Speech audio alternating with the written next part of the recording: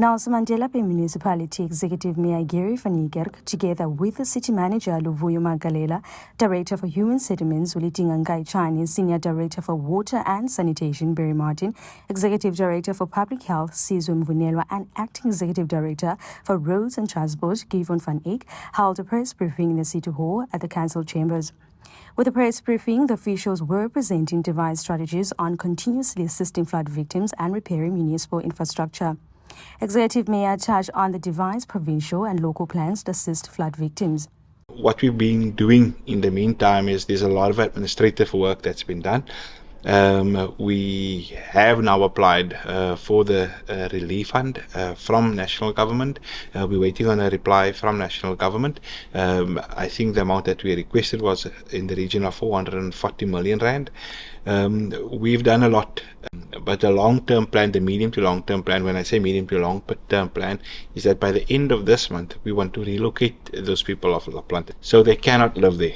And we did identify a pocket of land, and now we're going to build some infrastructure so that we can accommodate them at that pocket of land.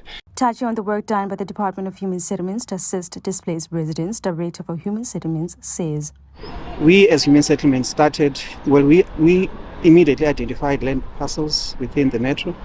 We took an item to council which was approved, where the approval then entailed that we could utilize this piece of land for a settlement of areas in the main that are flood prone, where if there are heavy rains, we almost know that they will be affected. Furthermore to that, we then had to do this.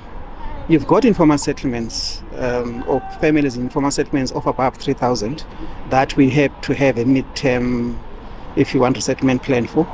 But you also had the families in the lodges who had only a limited period of time, who then we had to focus on as a priority. In terms of that, we've got the Woma side, the bungalows in Woma, F 1948, where we're taking families who originated from Woma in the main.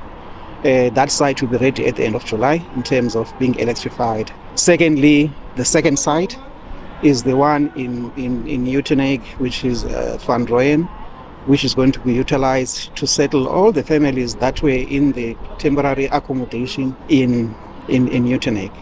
So that site is awaiting the approval that we hope it is imminent for us to get.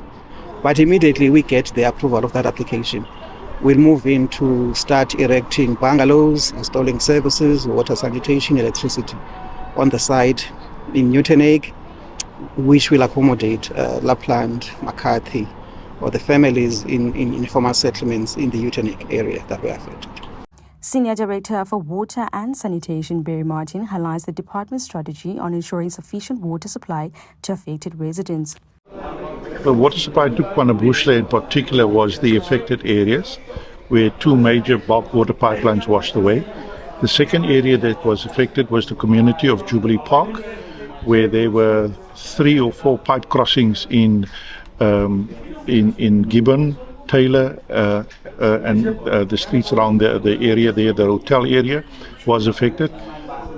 Those we encapped the water pipes on both sides of the canal where the flooding took place and re-established the water supply.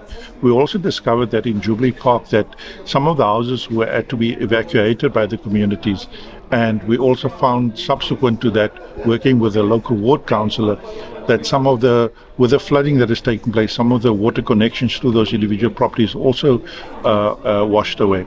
So we're in the process of, as a part of the mopping up operation, going to those residents that don't have water, double checking what happened to the infrastructure, because remember the infrastructure is on their properties as well. So we have to reconcile that.